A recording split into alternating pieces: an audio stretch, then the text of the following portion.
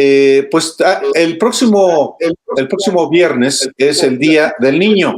Y por supuesto, la niñez en esta pandemia, ¿no? Los niños, los adolescentes, bueno, los adultos también, pero en especial este sector de la población tan vulnerable, pues ha resultado muy, muy afectado. Y el Consejo Ciudadano para la Seguridad y la Justicia de la Ciudad de México informó que, de acuerdo con datos de su línea de seguridad y el chat de confianza, durante 2020, durante todo el año pasado y los primeros 4 meses de este año, se han brindado un total de 10,428 atenciones a niñas, niños y adolescentes con necesidades de contención emocional.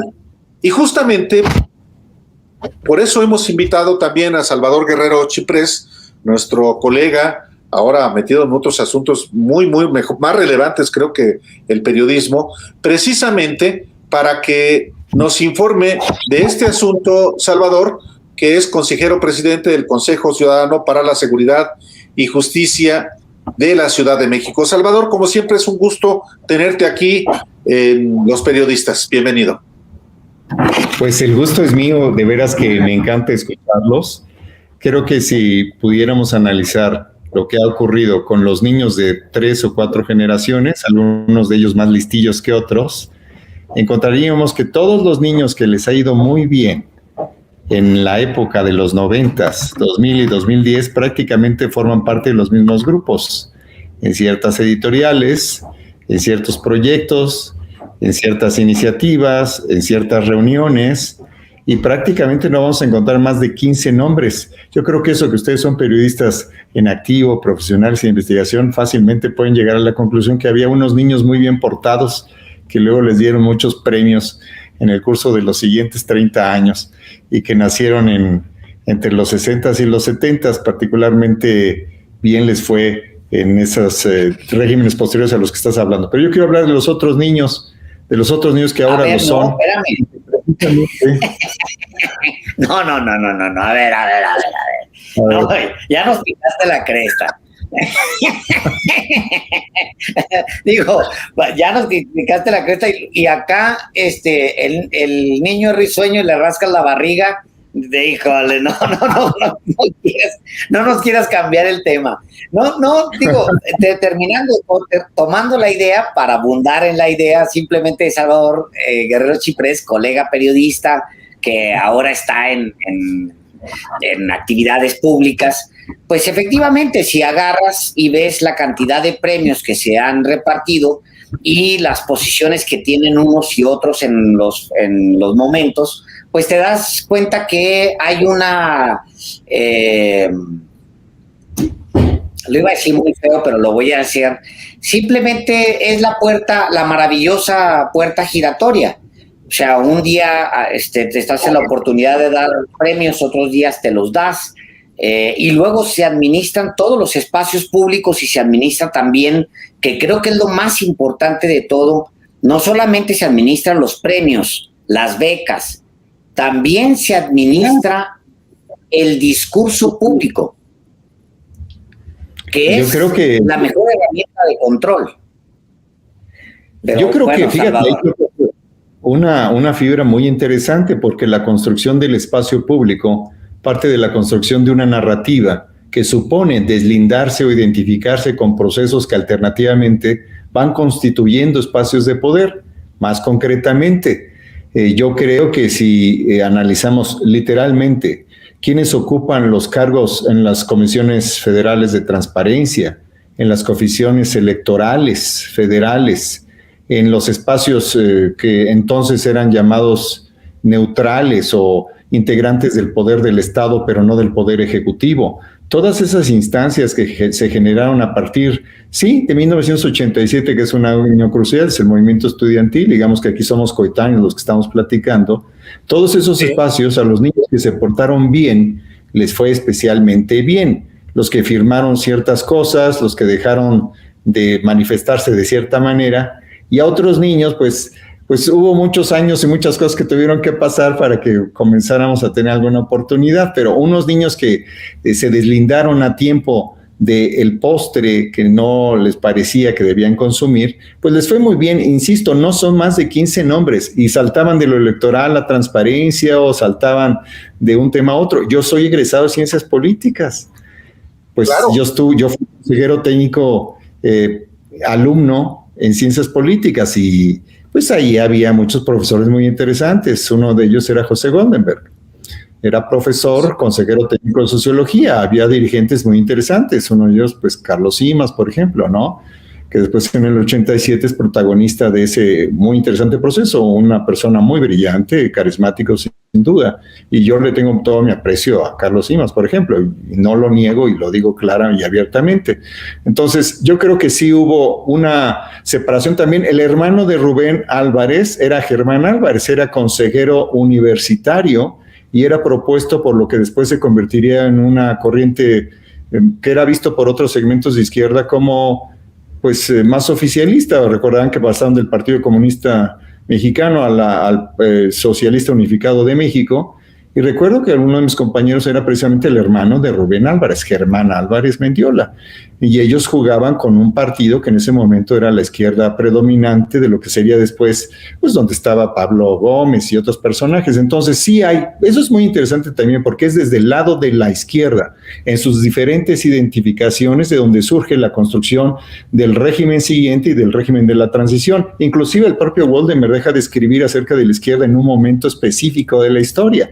Él se abstiene de referirse a lo que pasa después, a fines de los 70, si no recuerdo mal, en el libro que él publicó.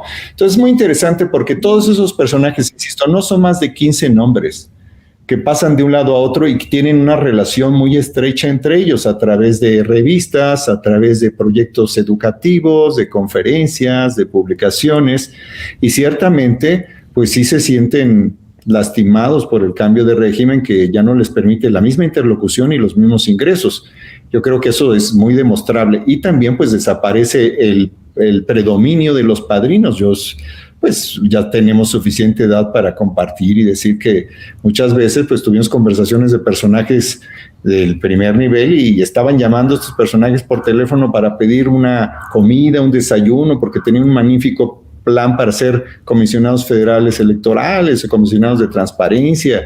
Y no hay duda de que pues hay una conexión entre los padrinos y los propuestos. Eso es, ni modo, pues son datos que se pueden demostrar. Yo creo que periodistas de investigación como ustedes los conocen muy bien. Entonces, a los niños les va bien si se portan bien. En general, ya viene el Día del Niño y hay que recomendar que todos los niños traten de hacer su tarea adecuadamente, traten de responsabilizarse de sus actos, ¿verdad? Y que tengan la supervisión y el afecto de sus papás. Entre que estoy comentando con cierta ironía, pero también aludiendo al hecho de que las cosas y las obras buenas pues se premian o se castigan cuando no son tan buenas, vistas por quien tiene que decidir y quien hereda el poder en cada momento, supongo yo. Digo, lo supongo porque son ustedes los que tienen conocimiento más cercano e inmediato, pero no hay duda que estamos hablando de los 60s y los 70s, ahí se constituye prácticamente eso que se llamaba el bloque hegemónico en estas lecturas que había, lo que se constituían los regímenes de transición o supuesta transición y eventualmente el cambio de régimen que estamos viviendo, que implica, por definición, un cambio en las relaciones políticas, implica un cambio que existe y lo podemos defender con argumentos teóricos y políticos y prácticos, ¿verdad? A ver, no te quiero, tenemos un tema para haberte invitado, pero así lo mandemos para después. Creo que estamos en el tema que teníamos que estar. A ver, un asunto importante. Cuando López Obrador voltea a ver a las instituciones independientes o a los órganos independientes, él voltea a ver y lo explica con el tema de la corrupción. Es la manera en la que él puede contarlo. Cuando dice, bueno, en el peor periodo de la historia, en términos de corrupción, durante el peñismo, había el mayor número de órganos anticorrupción que México haya tenido en su historia, y el resultado es pues el que conocemos. Ahora, hay unos que se crearon básicamente para chupar presupuesto, pero otros para colocar gente. ¿Por qué? Pues porque el que sacas de ahí, de ese órgano, te lo llevas inmediatamente después de candidato en alguna, ya le diste visibilidad en el órgano en el que estuvo, te lo llevas de candidato a algún otro en la elección siguiente, y luego de ahí lo puedes brincar después de que fue independiente, entre comillas, lo brincas, ¿no?, de candidato, cumple a la mejor y demás, y luego lo brincas de funcionario público, ya no tiene que estar en el órgano independiente. Y de esos, como esos, hay muchos historias de personajes de la vida pública hechas exactamente de esa manera, gracias a una planeación que así ha funcionado. A ver, pongo un caso que Álvaro conoce mejor que nosotros dos juntos, que es el caso de Santiago Krill. ¿De dónde viene Santiago Krill? ¿Dónde empieza realmente su carrera?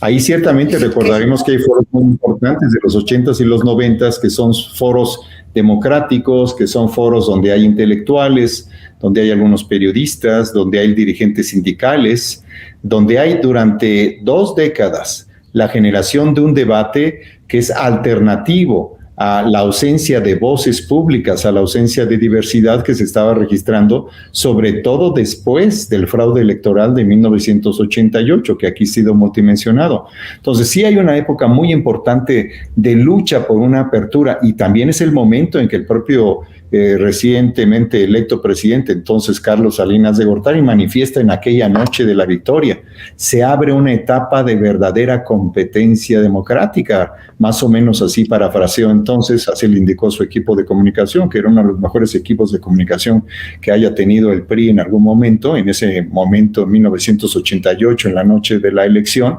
y ahí claramente se va generando la necesidad también de otras voces, de otras alternativas.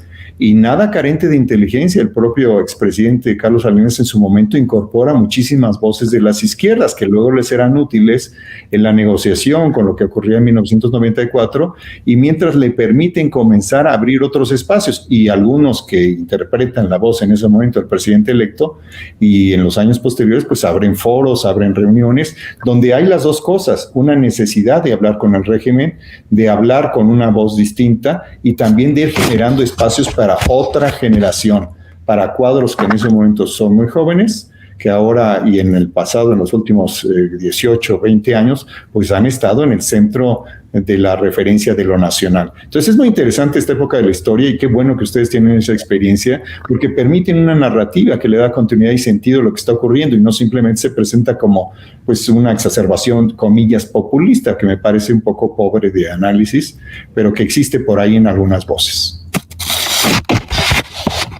Pues efectivamente, sin que nos pusiéramos inclusive de acuerdo, fíjate, Páez y yo, que platicamos mucho en el curso del día, hablamos de ciertos momentos, de ciertos personajes, planeando cosas, periodísticamente hablando, y hoy hablábamos precisamente, después de lo que resolvió el Tribunal Electoral, derivábamos en la plática sobre quiénes y cómo han estado en los órganos electorales, en particular el IFE y ahora el INE. Pero, y qué bueno que coincidimos en esta parte, Salvador Guerrero Chiprés, porque pues tú, además de ser periodista, tomaste distancia un rato, te fuiste a estudiar, ahora sí que a ponerte a estudiar el doctorado inclusive, y has tenido experiencia en el ámbito público.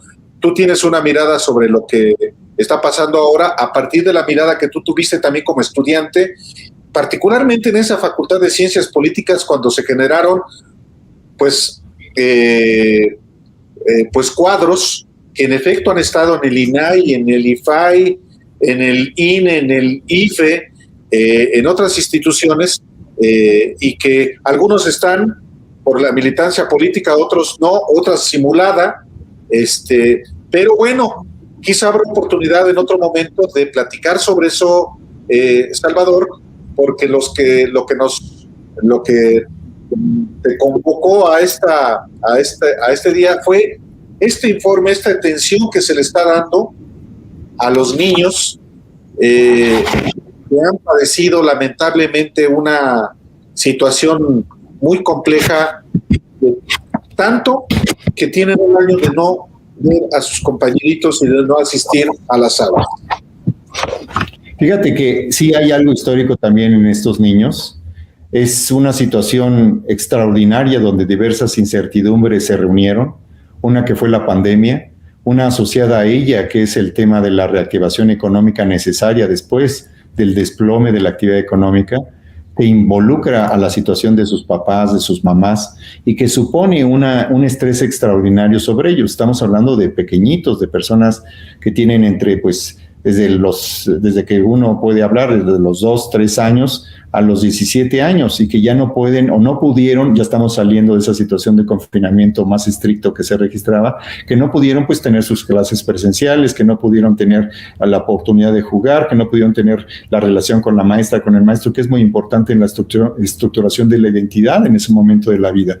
Entonces, de esto que estamos hablando, el Consejo Ciudadano tiene una línea que mantiene abierta de manera gratuita y se las ha ofrecido a todos ellos, y eso nos ha permitido atender a 10,768 reportes de niñas y niños y adolescentes, y que representan una posibilidad de ayudarles a enfrentar algunas vulnerabilidades que son de carácter psicológico. Nosotros hablamos siempre de la provisión de los servicios psicológicos aquí en el Consejo Ciudadano, y hemos atendido, y les menciono los temas: problemas familiares, el 15% de las niñas y los niños nos han reportado, 12% temas de depresión, 11% algún tema de ansiedad que se manifiesta también en el insomnio de los pequeñitos, de las pequeñitas, 7% que tienen estos síntomas de lo que se ha llamado a nivel global la fatiga pandémica, 6% algún tema de modificación drástica de su comportamiento en relación con sus papás, con sus hermanitos,